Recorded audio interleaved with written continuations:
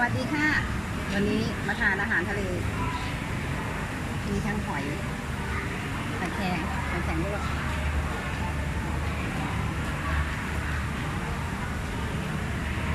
กำลังพอดีนะคะทานไหมทานด้วยกันค่ะ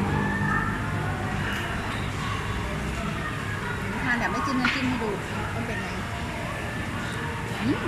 อร่อยสดดีค่ะ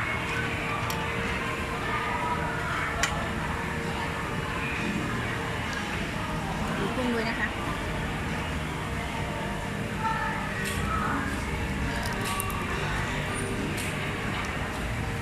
อยากทานอาหารทะเลสดๆมาหลายวันแล้ววันนี้ก็เลยจัดซะหน่อยตรงกับวันคริสต์มาสพอดีด้วยมาด้วยกันนะคะ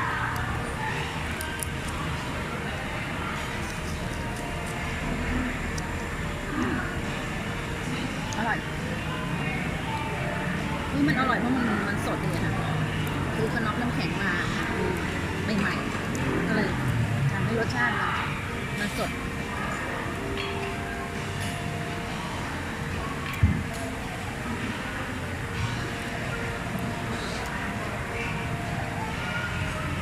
ทานแบบน้ำจิ้มนะคะ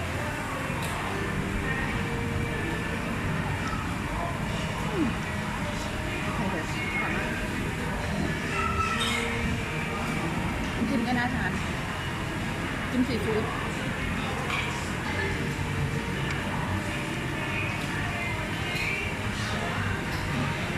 หอยแครงก็ลวกแบบกำลังพอดีนะคะไม่สุกมาก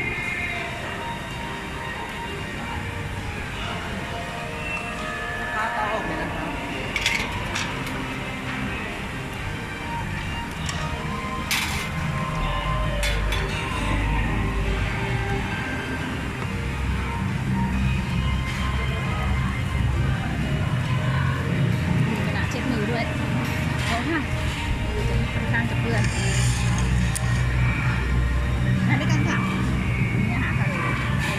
เน้นทะเลเลยค่ะ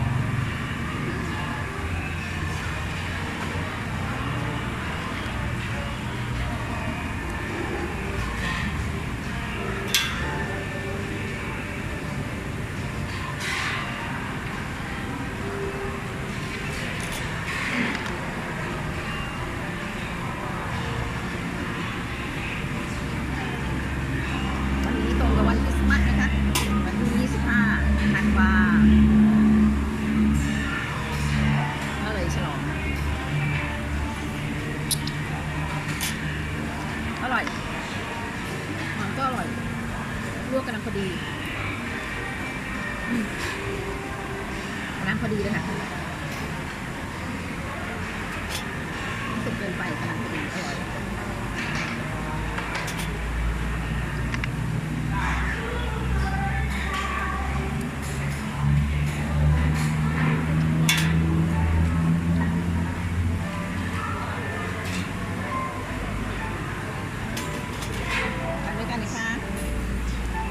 สุขสันต์วันคริสต์มาสนะคะทุกเพื่อนทุกคน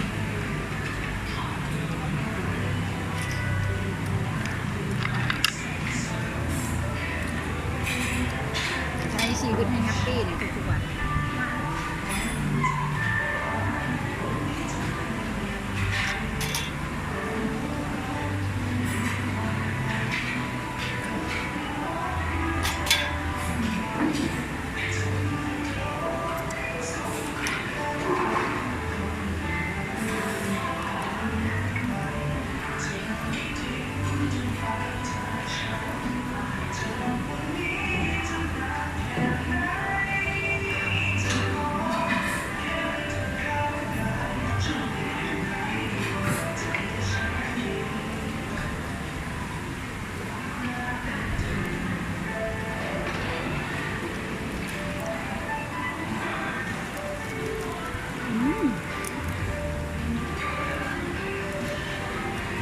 มันกุ้งค่ะมันกุ้งเต็มหัวเลย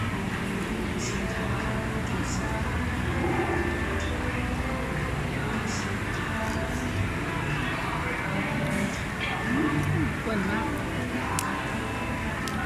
กินก็แซ่บ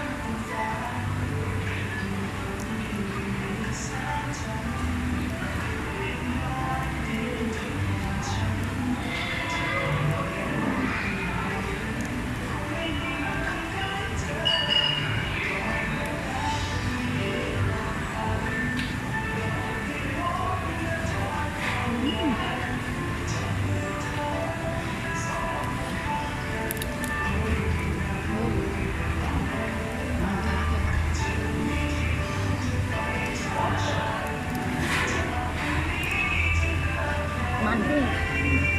รักเลยค่ะความสดถ้ากุ้งไม่สดมันกุ้งจะไม่แข็งจะเละ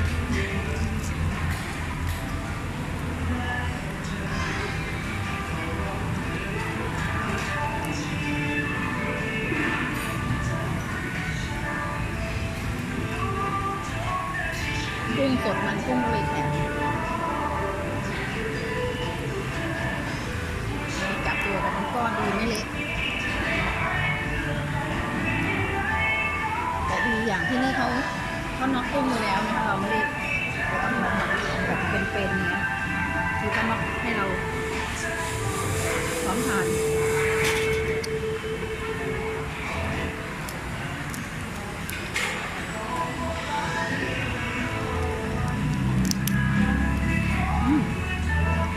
มันกุ้งแบบ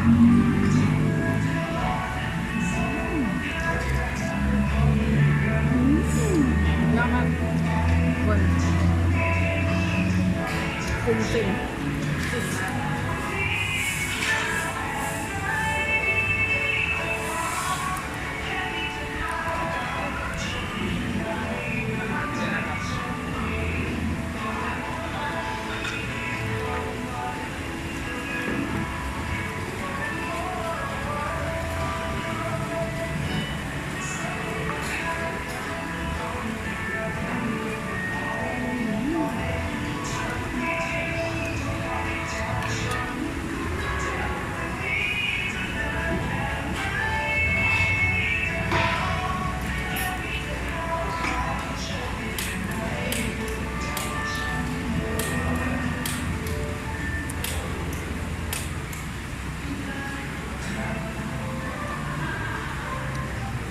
กินหมดนี่ก็อิ่มของข้าวเลยข้าวไม่ต้องกิน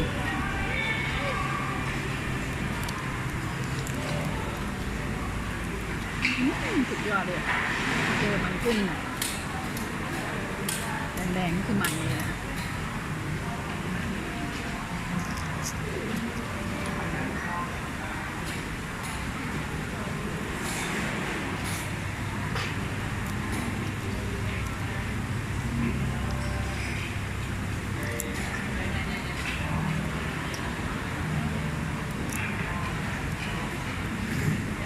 บุฟเฟ่ที่โคราชร้านชาบูยาราคาก็ไม่แพงนะคะ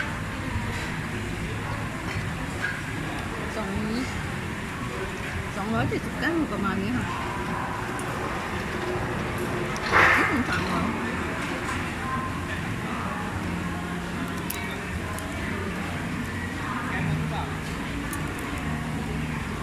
โฆษณาเขาด้วยเลยอาหารก็สดดีนะคะ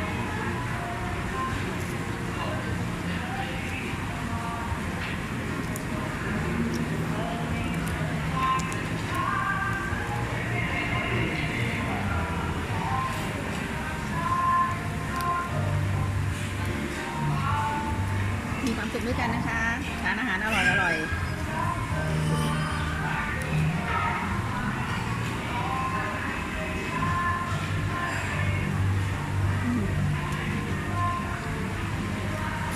สุดยอด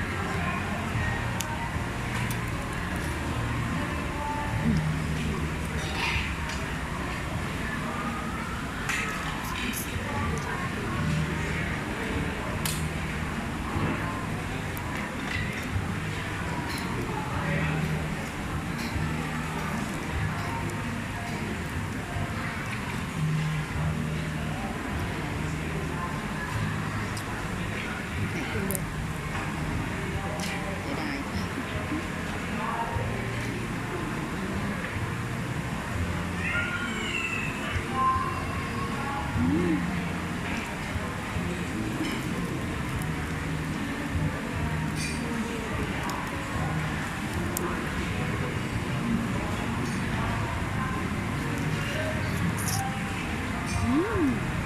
น้ำจิ้มก็อร่อยโดยเฉพาะตรงหัวที่มีมันด้วยมันได้แบบกลิ่นมันกุ้งมันหอมย่างเตาถ่านมันจะหอม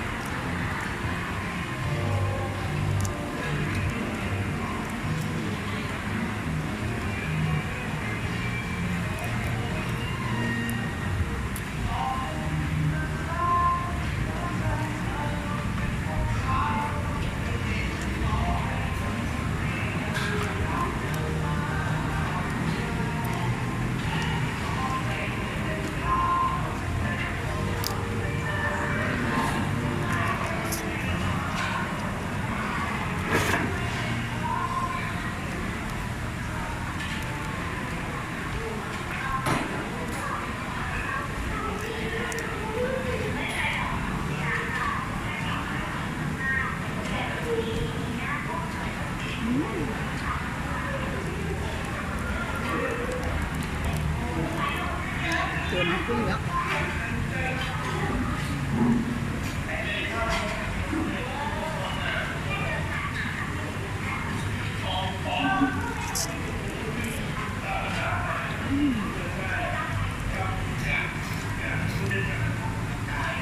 อดีเตาถ่านเขาไฟแรงมากเลยวางลงไปนี่เหมือนกับเผากุ้งเลยก็เลยสีเข้มไปนิดนึงแต่ไม่เป็นไรมันสุกพอดีแต่ไฟมันแรงถ่านมันแรงก็เลยทำให้กุ้งภายนอกดูเหมือน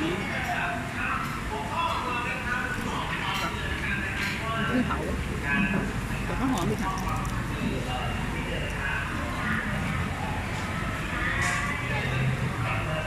ไฟแรงก็ดีอย่างสุกเร็วทันใจดี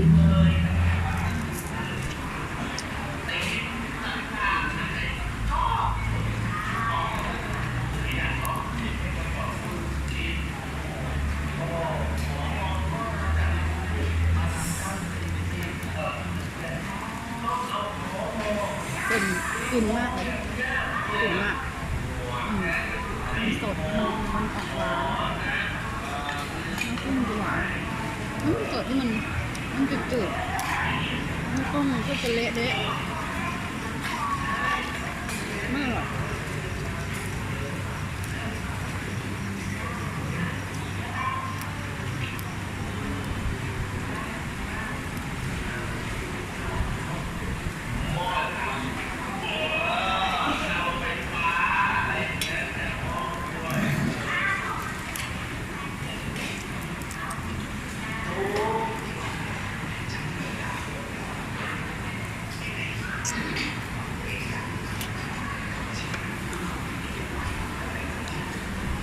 จิ้มแซ่บมาก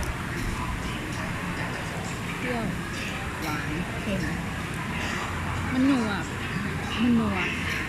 ไม่จะบอกมันอร่อย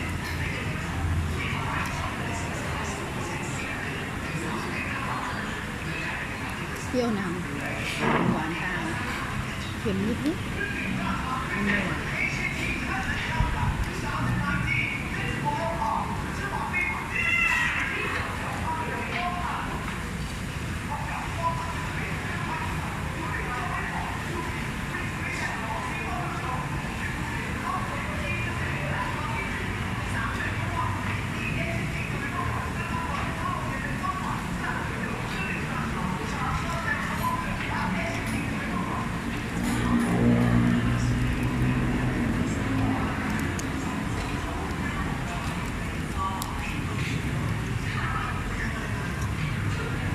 เป็นคนกินช้านะคะกินไม่เร็วเราจะกินไปเรื่อยๆ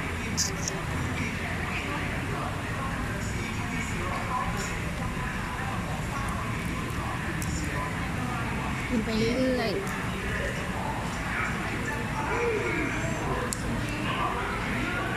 อาจจะดูไม่จบคลิปนะคะเพราะว่ากินช้าแต่หมดแน่นอน ย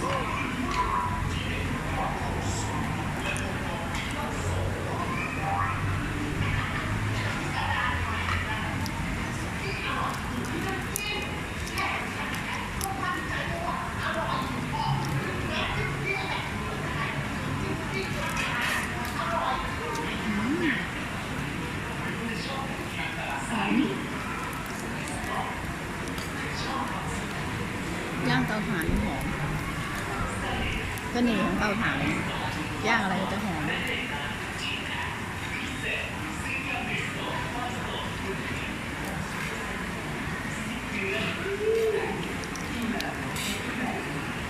หมาที่นี่ได้ถึงโครงกระเปิดถึงสุดยอด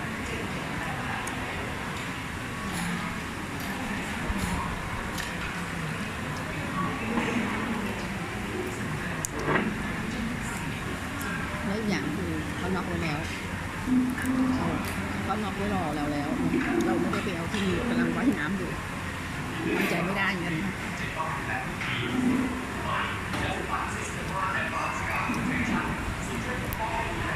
เราเขาแข็งไปแล้วเราก็แค่มาคืบเลือกตัวที่เราชอบหามาอื่น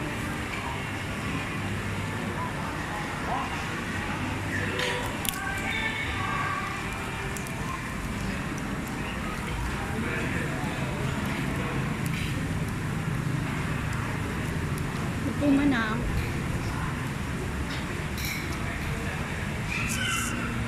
ตัวนี้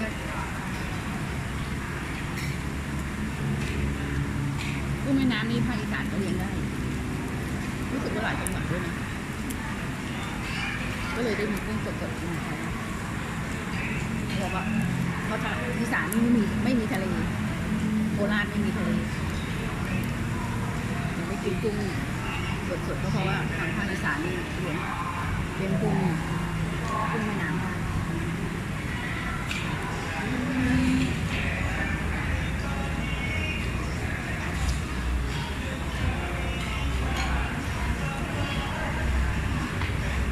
ที่ต้นกลางมันเป็นน้ำจืด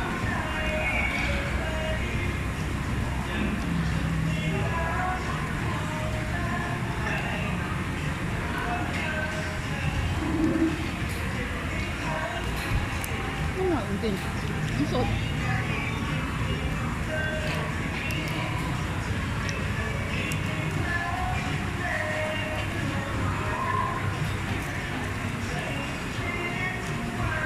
เวลาทานอาหารทะเลถ้ามันไม่สดมันจะไม่อร่อยอ่ะรสชาติมันจะไม่ได้มันเป็นรูปร่างทะเลเฉยๆแต่ว่า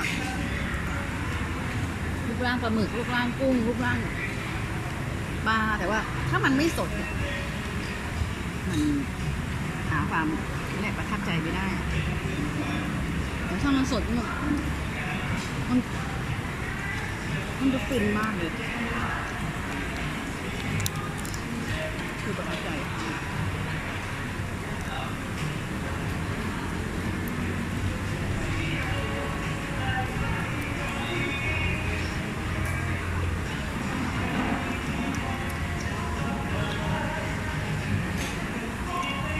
หมดแน่นอนอยากกินหลายวันแต่อาจจะช้าหน่อยเพราะเป็นคนกินช้า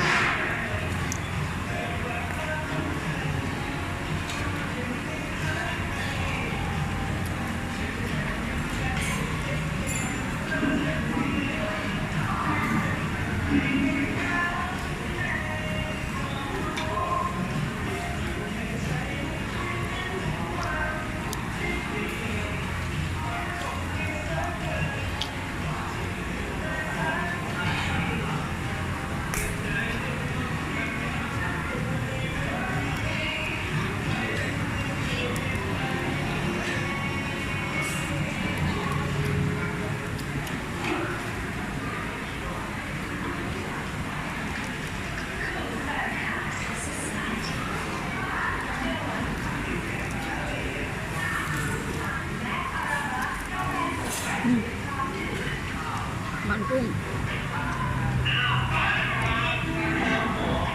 น่ากินไหมแยกโลเลย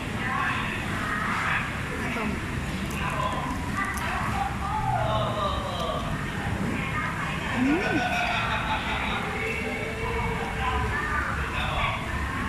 มันแข็งเป็นก้อนเลยค่ะ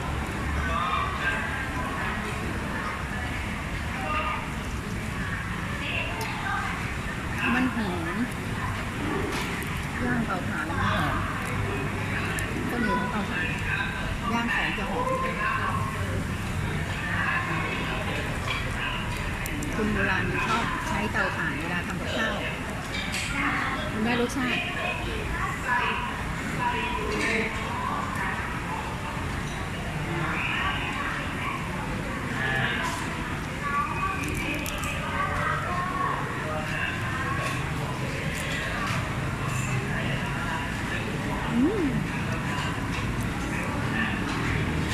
หัวกุ้ง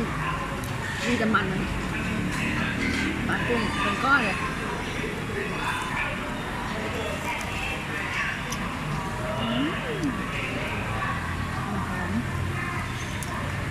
หอมมันกุ้งด้วยห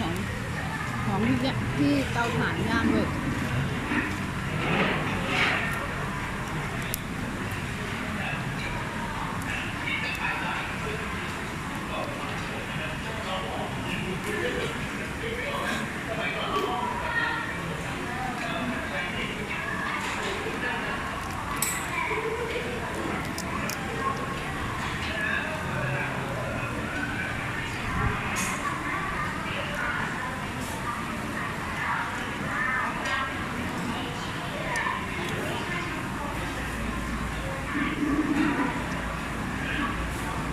คลิปนี้